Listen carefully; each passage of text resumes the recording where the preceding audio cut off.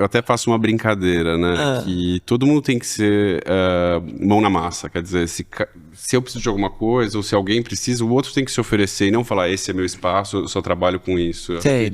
Isso é um grande valor pra mim.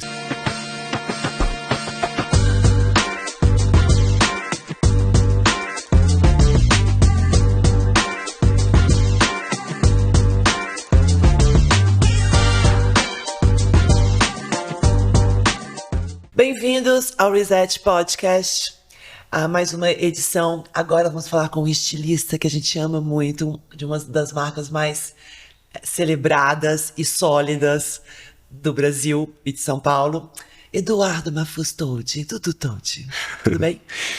Gente, primeiramente eu gostaria de agradecer o convite de vocês. Eu não sei o que eu tô fazendo aqui. Não sei se eu sou tão interessante. É muito interessante, você é explosivo. Dos outros participantes que vieram aqui, muito inteligentes, muito, como eu posso dizer, bons em comunicação, como Bruno Astuto, Glória Calil, esse podcast que é o meu favorito. Muito obrigado. No momento. Oi, John. Olá, Ale. Obrigado, Dudu, pela sua presença. Pra gente é realmente um prazer. Muito obrigado. Ai, que medo. Bom, vamos falar do nosso anunciante maravilhoso, ADN Reset. ADN Reset, o seu marketplace de moda sustentável. E também de beleza, tem umas marcas ótimas lá. Veganas. Veganinhas, adnreset.com. Vamos lá, vamos comentar, compartilhar, deixar comentários, mandar perguntas. Vamos lá, quer começar você com o Dudu? Dudu, você, até então, como a Lê sempre diz, né? Eu sou novo no cenário de moda brasileiro, tem um ano e meio que eu voltei pro Brasil, então eu não conheço muita coisa. A Lê sempre me diz, ele hoje é uma referência na moda no Brasil. Conta pra gente de onde vem a sua inspiração pra entrar na moda. Mas o Jonathan é seu consumidor da seção masculina da igreja. Não, agradeço. Sim, eu fiquei até tonto. Não sei se eu mereço tanto, mas vamos. Por trás eu falo bem. Não, tenho certeza. Não. Isso que você fez do seu carinho. Qual que é o tamanho da igreja hoje? Faz um raio-x pra gente. Olha, a iGray é de um tamanho que não me dá, que eu tenho muito prazer em fazer e que eu tenho um público que se eu fizer qualquer tentativa eu consigo atender ele, e eu acho que é um tamanho bem interessante. São duas lojas de varejo, o atacado e o online, por enquanto. Uma no Shopping Guatemi e uma na rua. Exato, uma no Shopping Guatemi e uma no Jardins, na Consolação, entre Oscar Freire e a Lorena. E o online. Online bom? Pra quem não mora em São Paulo. Mas tá bem? Tá bem. Acho que foi um aprendizado, né? Tem sido um aprendizado, mas agora eu sinto que já é uma loja madura. Bom, a iGray tem 12 anos. A iGray tem 12 anos. Comecei em 2011 com a marca. Vou contar um pouco da minha história antes da marca. Conta da sua história, do mercado financeiro, mas ele nasceu na moda. Tem uma família maravilhosa. Eu nasci na fazenda, na verdade. Nasci em São Paulo, fui morar na fazenda. Então eu acho que eu tenho essa referência muito forte em mim. Fiquei até os mais ou menos 7 anos e vim morar em São Paulo. E desde então eu estudei economia. Não que fosse a minha faculdade preferida, a minha primeira intenção. Eu quis muito fazer arquitetura ou algo relacionado a design, mas falei, por que não começar com uma base, né? E foi aí que eu me formei em economia, fui trabalhar um pouco no mercado financeiro, e em 2008, na crise de 2008, eu percebi que seria uma boa oportunidade para eu seguir a minha vontade no momento, né? E foi então que eu fui para moda. Com certos traumas do passado, que eu acho que aconteceram durante a pandemia, as empresas com classificação de risco errada. Eu acho o seguinte, no mercado financeiro, eu acho que ocorreu eu acreditava em tudo aquilo que eu estava fazendo, eu acreditava nos produtos que nós vendíamos. Eu era assistente de private banking, clientes acima de um certo valor, né? E estava me formando também, mas eu acreditava muito em tudo que eu ouvia. Falavam, isso é muito interessante, não sei o que lá. E quando você vê tudo que parecia um terreno sólido derreter, e você vê que aquilo era fruto de muita ganância, muita muito erro, né? Muito marketing também, que eu acho que a gente vive muito hoje, né? Mas assim... E muito dinheiro pelo dinheiro. E muito dinheiro pelo dinheiro. E aí foi então que eu falei, putz, eu preciso de um produto real. É o momento que eu vou tentar e tal. E foi um aprendizado. Eu nunca tive um investidor, eu comecei do zero, eu vendi meu carro e daí comecei produzindo para terceiros e com o dinheiro que eu ganhei produzindo para outras marcas brasileiras e o aprendizado disso, eu resolvi montar a Grey. Então, de 2008 a 2011, você ficou faccionista. Faccionista. Mas com qual fábrica? Eu fazia para várias marcas. Mas você tinha maquinário? Eu tinha. Minha mãe tinha uma confecção há mais de 30 anos. Conta um pouco. Minha mãe Porque, assim, o tio do Dudu foi casado com a Glória Calil. Tiveram a Fiorucci, né? E eles tiveram a Fiorucci. Então, e o tio do Dudu, conta um pouco do Zé. E o Zé já era filho de industriais, né? Já Quer dizer, minha avó era filho de industriais do ramo de tecidos, numa época em que o Brasil era super industrializado quer dizer, ia muito bem, né? E ele teve a primeira fábrica de seda do Brasil. Ah, foi? Como chamava? Eu não sei o nome da fábrica de seda. Eu sei a última tecelagem que ficou, que era a Escaladora. A Escaladora, que é que a Glória fala muito. Exato. Mas avô, pelo outro lado, também, de mãe também, trabalhava com tecidos, enfim. Também?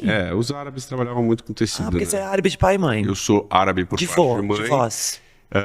Totalmente libanês e por parte de pai, completamente italiano. E do campo. Sei. E aí são essas duas misturas, aí cidade com o campo. Trabalho manual tava na veia. Trabalho manual? Não, indústria.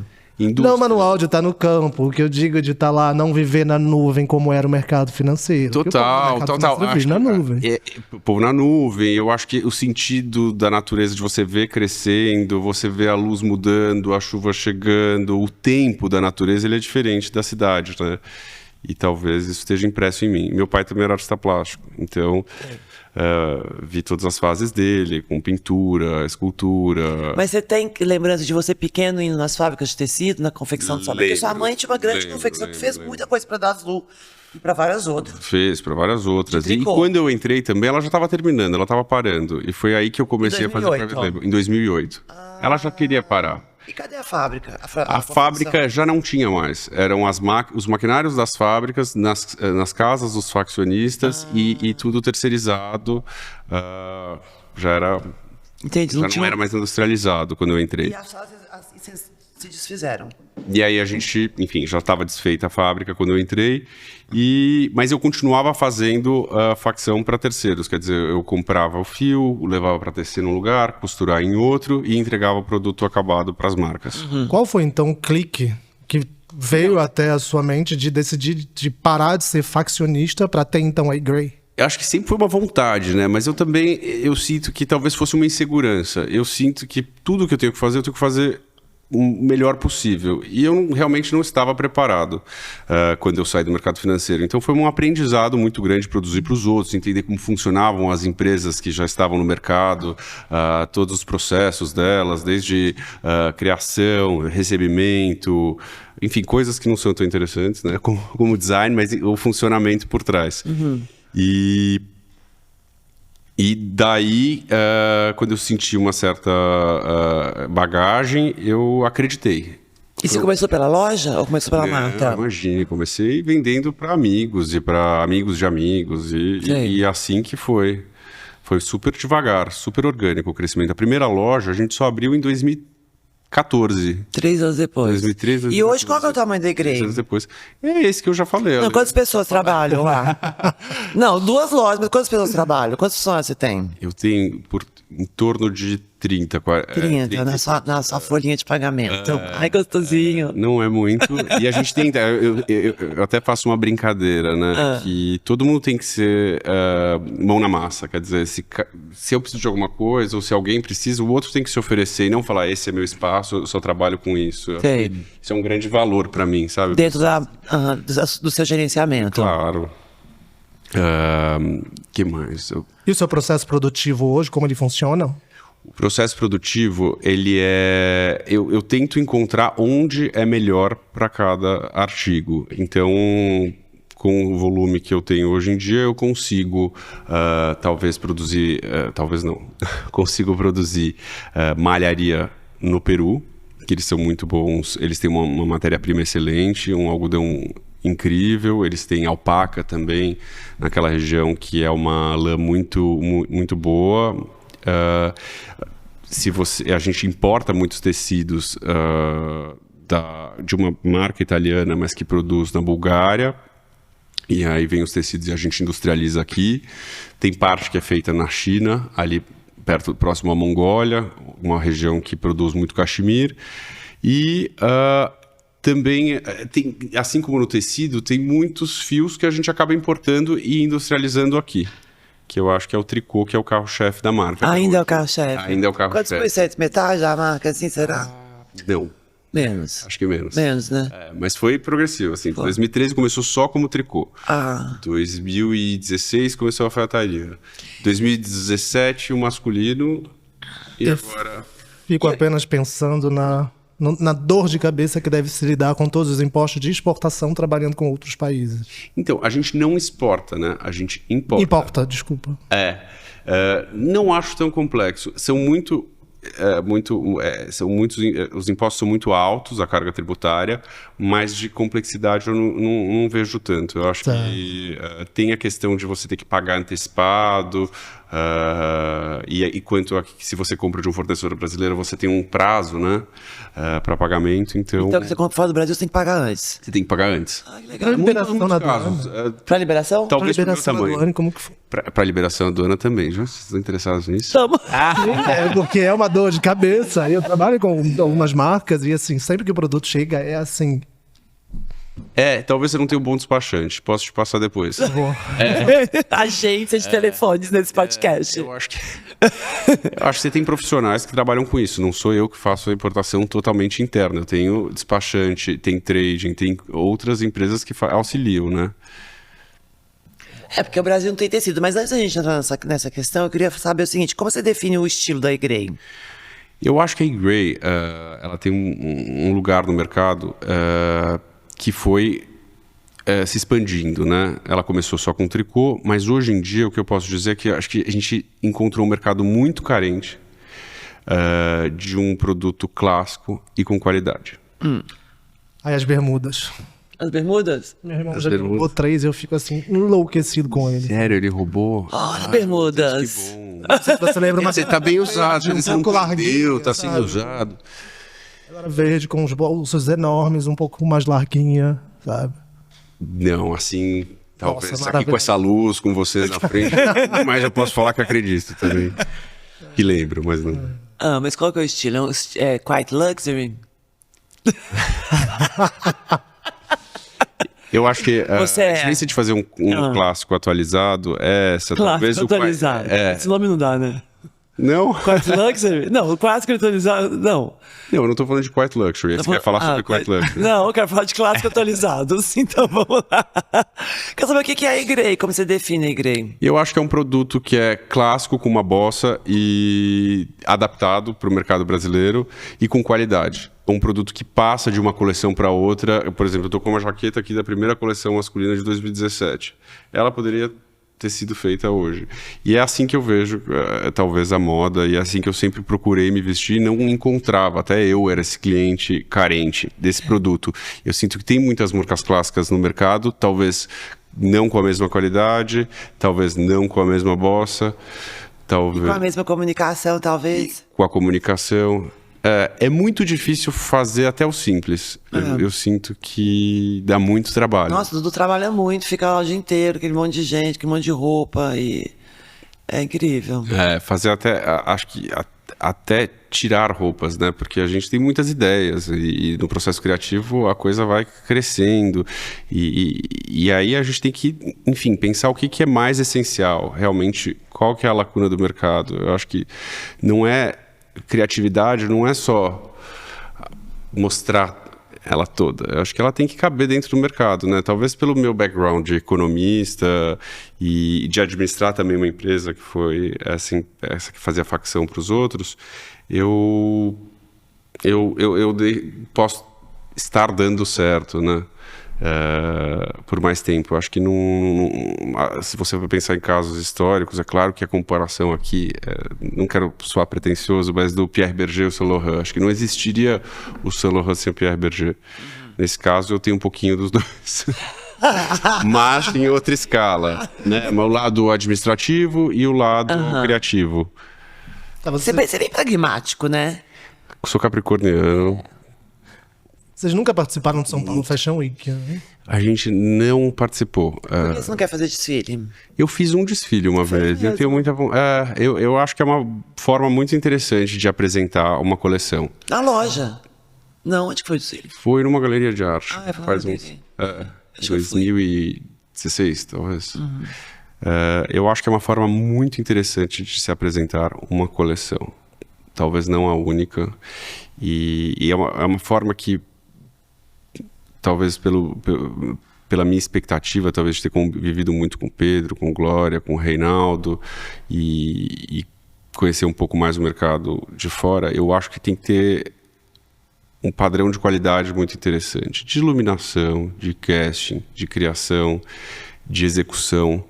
Então, eu sinto que nós seríamos capazes, mas eu acho que o foco talvez não tenha sido esse até o momento. Mas eu tenho muita vontade. Mas você acha que a sua roupa é uma roupa que segura bem passarela? Ou... Eu acho que ela poderia segurar sim. Poderia, né? A gente poderia direcionar, eu acho que tem que entreter também. Quando você vai fazer passarela, o problema é esse, você fica querendo fazer roupa pra desfilar. Exato, e aí você sai um pouquinho do sai foco. Um pouco. Mas é uma forma de contar. Mas teve gente na nossa história aqui, de jornalismo, que se quebrou porque ficou muito focado em passarela. Passarela.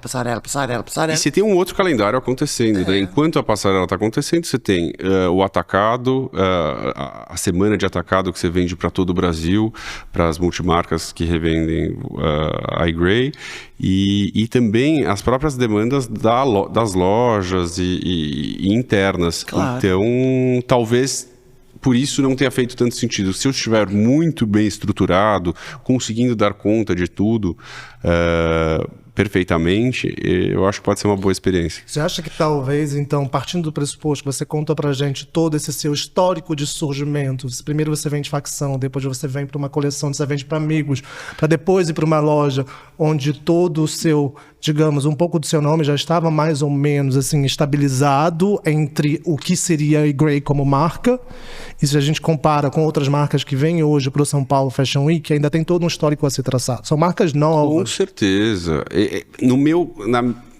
Veja bem, assim como eu saí do mercado financeiro, que eu achava que as coisas tinham que ser mais palpáveis, e eu acredito no tempo das coisas, assim como eu acredito no tempo de crescimento na natureza, de tudo isso, eu acho que eu sou uma pessoa orgânica, assim, em termos de crescimento. Eu acho que é muito mais interessante, porque você tem uma curva de aprendizado também. Eu não sou o mesmo de 2013, de 2014, eu sinto que agora talvez eu tenha mais facilidade em fazer certas coisas e posso errar menos. E talvez por ter um tamanho que não é tão grande ainda, eu posso me adaptar facilmente. E controlar o erro mais rapidamente. Tentar controlar o erro o mais rápido possível e estar aberto a todas essas inovações e esse desenvolvimento tecnológico tão rápido, né? E quando a gente fala de produção, você é alguém que, como já disse, você tem a sua produção que vem de diversos países, na verdade o material que você está usando, você faz a sua produção interna. Como que você encara hoje como iGray produzir dentro do Brasil? Olha, é um grande desafio. Eu acho que as pessoas que compartilham da mesma, enfim, do meu mercado, é que eu acho que você tem vários mercados, né? A iGray, com qualidade, é um preço um pouco mais elevado, não tão... Mas eu acho que ele é justo, né? Qual que é o preço médio de uma... mais ou menos uns R$800. R$800, o ticket 700. médio. Ticket médio, o preço médio, sim. Não quer dizer que a pessoa leve uma peça só, né? Eu sinto que o cliente da iGray é fidelizado, acaba levando mais de uma peça, etc. Mas eu me perdi. Processo de produção dentro do Brasil. Vamos começar a falar da indústria, que o Dudu sabe falar muito bem do mercado.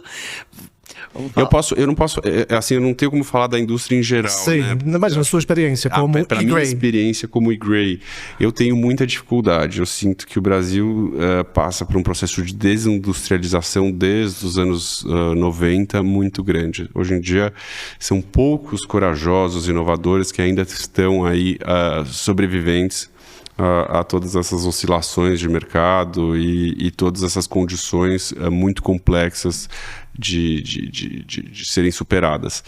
Então, é limitante. Você tem poucos fornecedores de matéria-prima, de tecidos, no lado da mão de obra também. Você não tem tantas... eu estou falando para o meu nicho, né? Não talvez para uma Magazine, como para classe C, classe B. Talvez no meu nicho essa mão de obra, esses tecidos não sejam o foco da indústria e, portanto, eu tenho mais dificuldade de encontrar no Brasil. Entendi. E mesmo a produzir. Não só o tecido e também a produção. A produção é Você traz os rolos de tecido, tanto do Peru. No Peru você produz a maioria lá? Não, Você traz a peça pronta? No Peru eu trago a peça pronta. Eles costuram muito bem. Então. As fábricas são enormes, todos os funcionários trabalham internamente, as condições são muito legais. Nós visitamos essas fábricas. As que a gente mais gostou, a gente continua trabalhando. As que a gente menos gostou, porque achou que não era tão legal o ambiente, que talvez não fosse... a gente conseguiu entender... nessas visitas, talvez, quem são os mais capacitados, né? Que é muito importante nessas viagens. Fazer da coisa do Mercosul. Interessante isso. É muito interessante. O Mercosul tem algumas vantagens, né? Aqui, porque é Mercosul, Peru, não é? Você tem... a alíquota de importação é menor. Menor. Devia ter outros países com outras especialidades, como o Peru, né? Sim, e devem haver. Talvez eu não tenha esse conhecimento aqui para te passar. Acho que a gente saberia, né? Tivesse um tecido maravilhoso no Chile, ou na Argentina. Ou na Argentina. A gente não saberia. Provavelmente a gente saberia alguma nicho, coisa, né? Igual a gente sabe do algodão pima do Peru, né? Exatamente.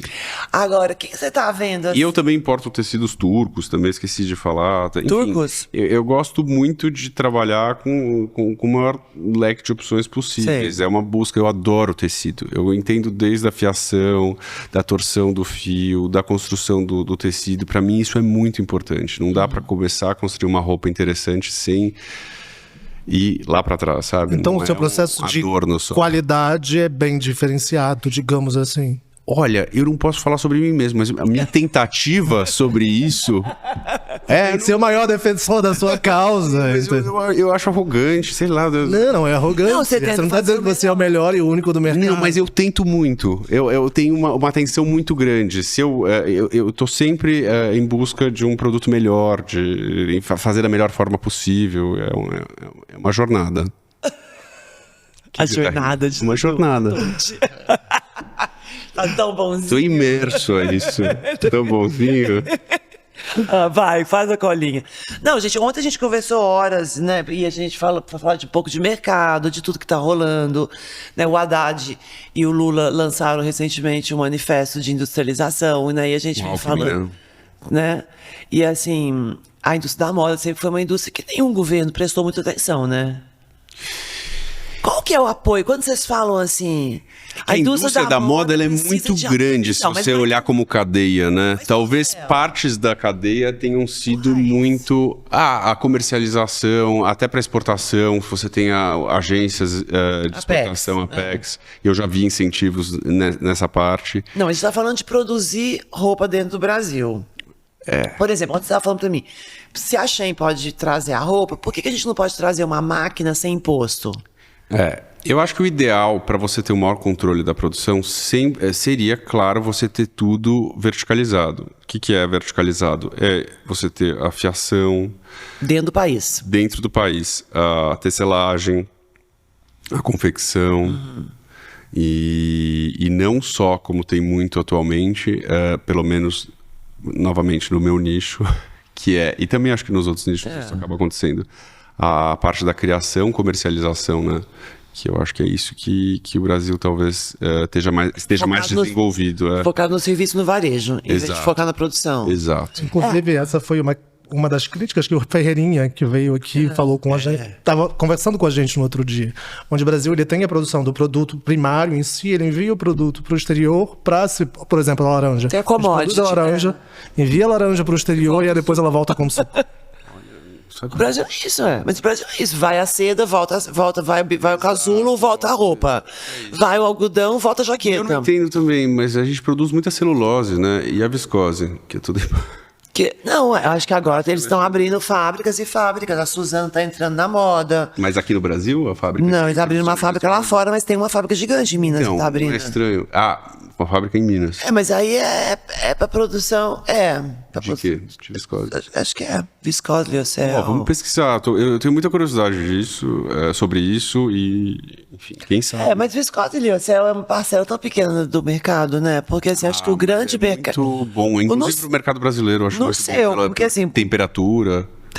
mas é mais caro que, por exemplo, que uma malha com poliamida, poliéster.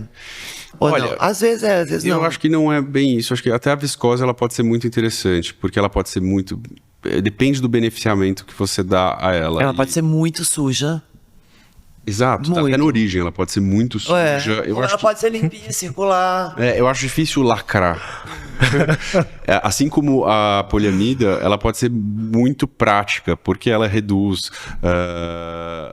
o trabalho de lavar, ela é mais fácil, de passadoria, muitas vezes não precisa, então você gasta menos energia, e a cor dura por muito mais tempo, então você troca menos essas peças e você consome menos, então pode ser muito interessante por lado econômico. Quando tem um petróleozinho, mais ou menos, né? Porque a poliamida, né? É claro que não é o ideal, né? Mas se for um subproduto de algo que a gente está vivendo e...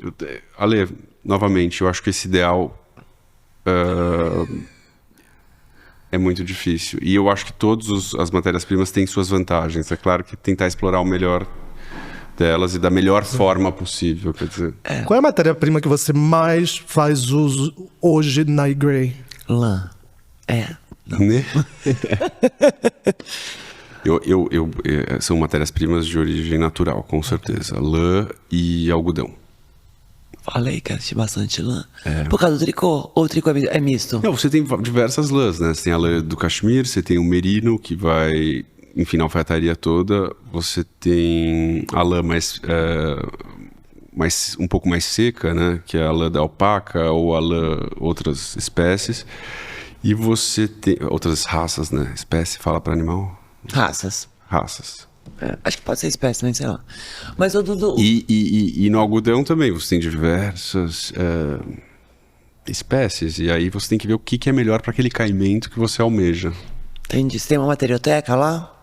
O que seria uma materioteca? Uma biblioteca de materiais.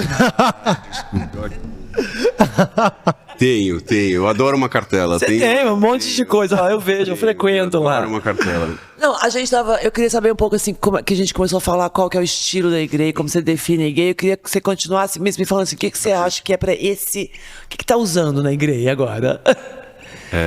Como é que você vê a moda? Como é que você interpreta as tendências? Vamos falar um pouco de tendência. Você interpreta a tendência ou é muito mais uma coisa? É esse o meu estilo, é isso que eu quero desenvolver como projeto? Eu acho que não conscientemente, mas talvez inconscientemente, é claro que a gente interpreta alguma tendência, né? Porque eu sinto que a partir do momento que eu estou vendo alguma coisa, eu estou sentindo a necessidade de algo, seja comportamental, porque acho que tem tendências que também não são estéticas apenas, mas são comportamentais. As pessoas estão trabalhando mais home office, então talvez o conforto seja seja uma prioridade maior, ou as pessoas têm uma vida híbrida, então roupas que transitam entre todas essas necessidades façam mais sentido. Voltaram às festas, talvez roupas de festa façam mais sentido, mas eu sou um pouco avesso assim à cor da estação. Não tem uma agentinha lá?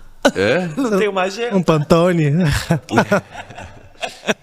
Eu acho que o Pantone da eGray também ele tem muito a ver com que como a gente tem clientes que são recorrentes, a gente também tenta em trazer uma novidade para os nossos próprios clientes. Então, às vezes eu já tenho uma cor que eu já usei, que é o Pantone da coleção seguinte. Então, obviamente, a coleção que sugerido pelos fornecedores, né?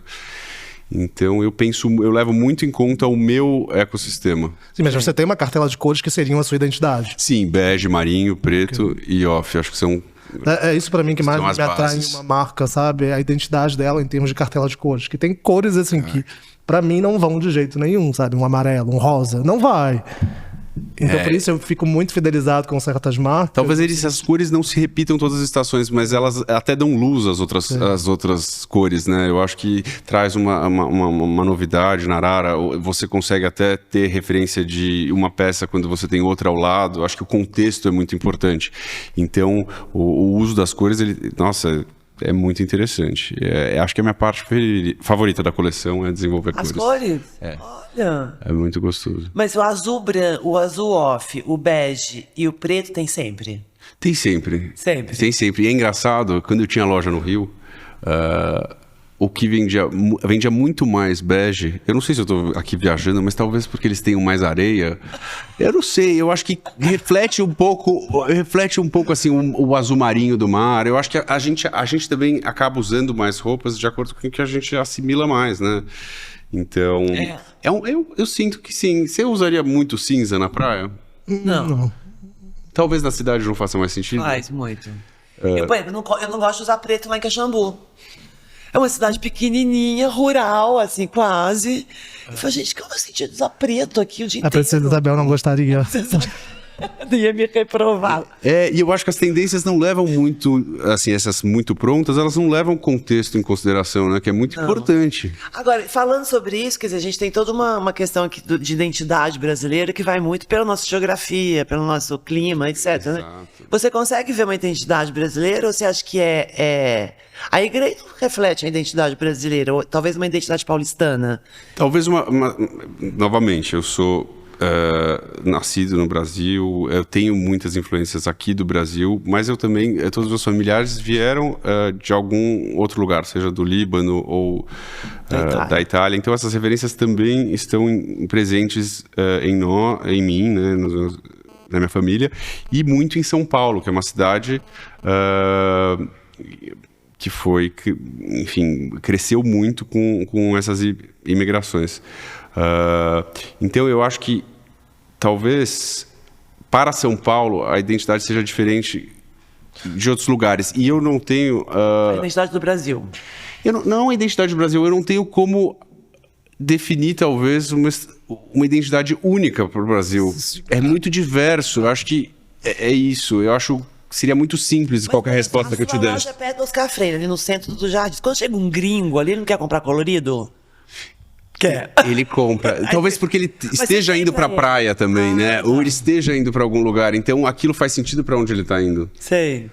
Então eu acho que a roupa tem muito isso. Sei, até porque, por exemplo, você compara os estilos de Rio e São Paulo. Rio é muito mais colorido, sabe? Essa coisa. É mais informal. Praia, natureza, informalidade. São Paulo é uma cidade, entendeu? Acho que te engessa um pouco mais na sua questão de escolha. Exato. A gente já tem escolha, mas assim, te delimita um certo estilo, sabe?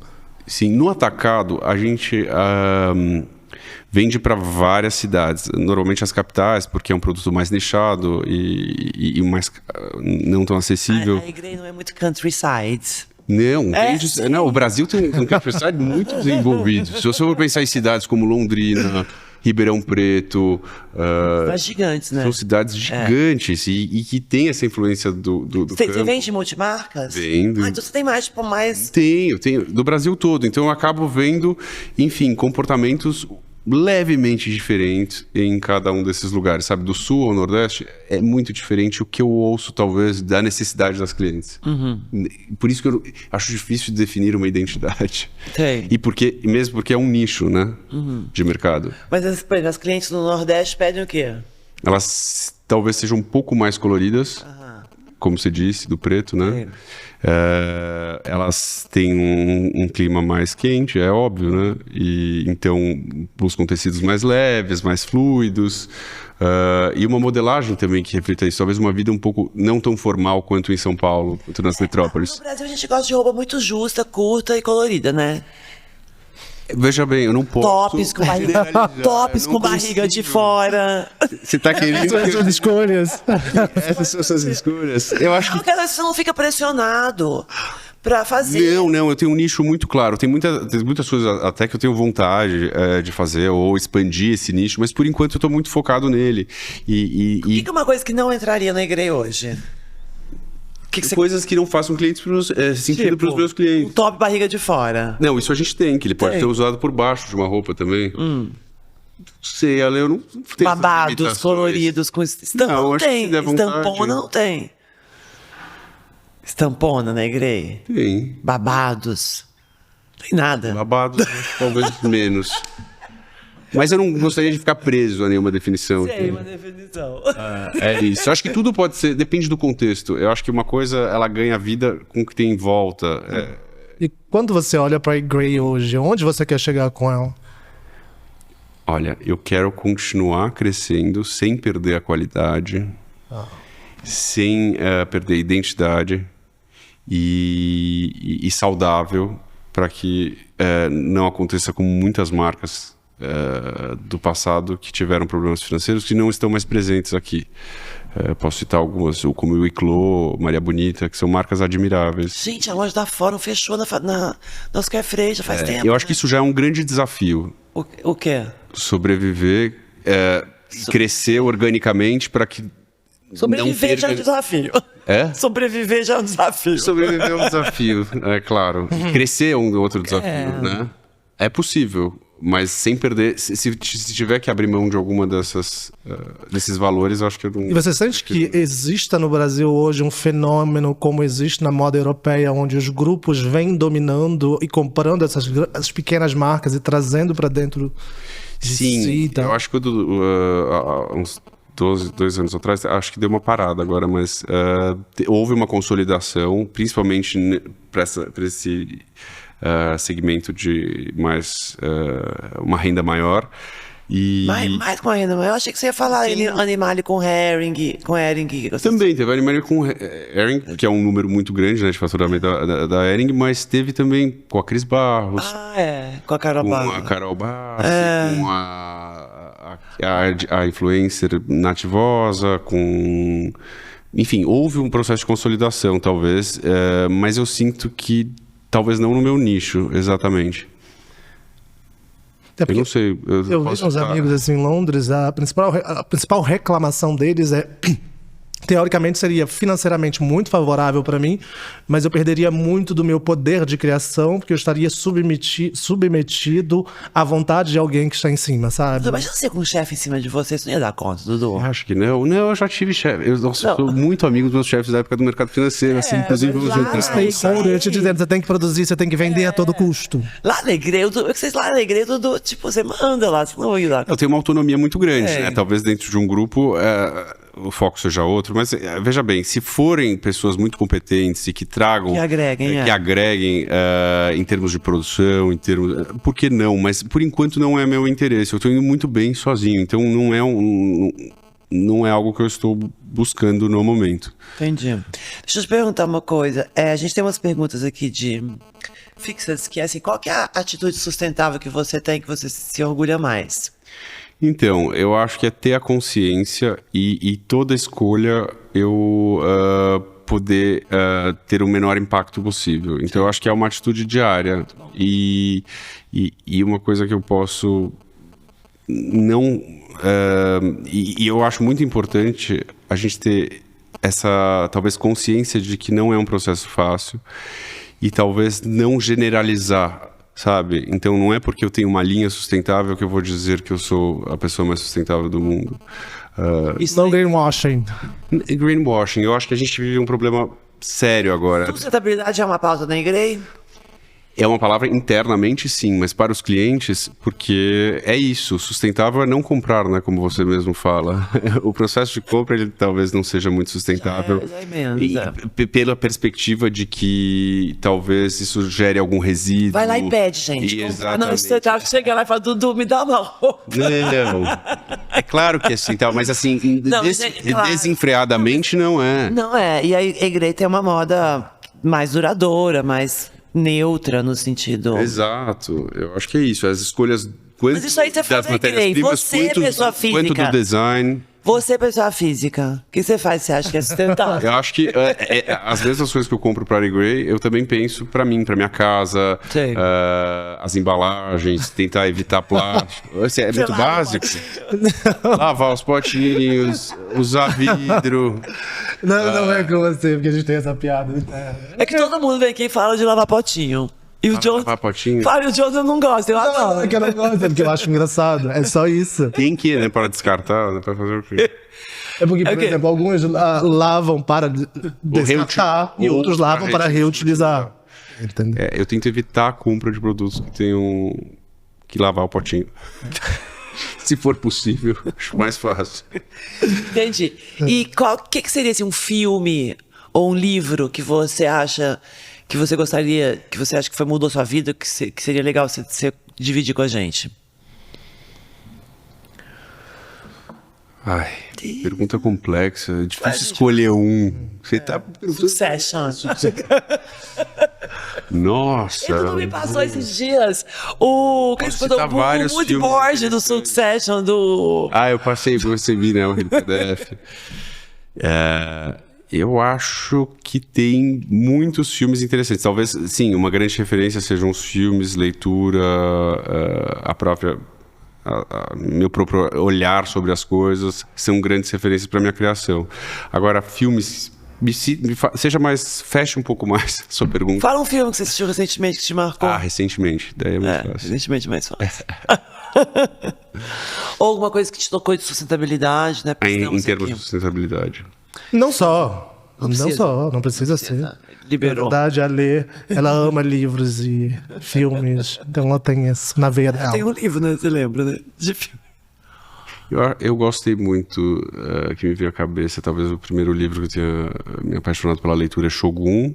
Recentemente eu li um livro de uma autora que chama Annie Ernaux, a francesa. Estou apaixonado por ela. Ganhou um prêmio Nobel, que fala de temas que talvez eu tenha sentido como vergonha, entre outros, e são assuntos que após ler o livro eu levo para terapia e a gente tenta debater, perceber onde é que Que ele ótimo, me eu queria o livro impactou. dela, tá na minha lista. Eu tenho adorado fazer psicanálise e acho que isso tem sido minha paixão. Tá, Então Calvinho. tudo eu levo para lá para entender qual que é a influência daquilo na minha vida. Entender a cabeça das clientes também. Entender a cabeça das clientes também. E filmes, eu acho que tudo que for bem feito, né? Uma direção de arte, figurino, o roteiro maravilhoso, fotografia. É isso, eu busco coisas talvez boas, né? Ou um conteúdo. Às vezes é muito interessante o conteúdo, mas enfim, não levam todos os outros atributos e pode ser interessante. São muitos. Olha, agora com essa luz aqui, Eu tenho um novo que saiu com a... Não sei se você sabe, a Lino Renault, uma atriz francesa, que é a Fernanda Montenegro do cinema francês. Se chama Un Bel Course. Maravilhoso, que é uma coisa meio no estilo Woody Allen, que na verdade você não imagina. Ela entra num táxi, ela tá indo se hospedar numa casa de idosos, assim, porque ela já tá muito idosa, e eles giram Paris, a cidade inteira. Começa às 8 da manhã, terminam às 9 da noite. E todo o filme gira em torno de contar a vida dela. O marco dela como feminista, onde ela tinha um marido que a agredia durante muitos anos e o filho dela, até que um dia ela decidiu colocar no uísque dele uma dose de sonífero. E ela acabou incinerando as partes sexuais dele. Parece assustador, mas é maravilhoso. A história do feminismo. interessante, ó, aqui tá A história do feminismo francês. interessantíssimo. Então vou deixar aqui a dica do livro da Annie Ernaux, A Vergonha, que para mim faz muito sentido, que fala sobre uma... Chama A Vergonha? A Vergonha. Ah, tá. Ela fala sobre ela mesma, sobre a autora, sobre ela, a infância, a adolescência, e quando ela sai desse contexto familiar e encontra a vida, né? E vai para a faculdade, ela começa, enfim, a perceber talvez as diferenças da própria família. Em relação aos amigos e as coisas que talvez incomodassem ela. Acho que quando você troca a perspectiva, é muito enriquecedor para o cérebro, então, Chique. e para o crescimento. Gostei. Muito obrigada, Dudu. Eu que agradeço aqui o convite. Você Espero falou não ter tudo? decepcionado. Fala, passa aí, vê se você faltou de falar alguma coisa. Acho que eu não falei muita coisa, mas que deixe para a próxima, né? Não, você não desceu o pau, foi na indústria brasileira que você queria falar. Mentira. Obrigada, meu amor. Eu que Muito agradeço. obrigada. Jonathan, muito obrigado. Até a próxima. Até o próximo.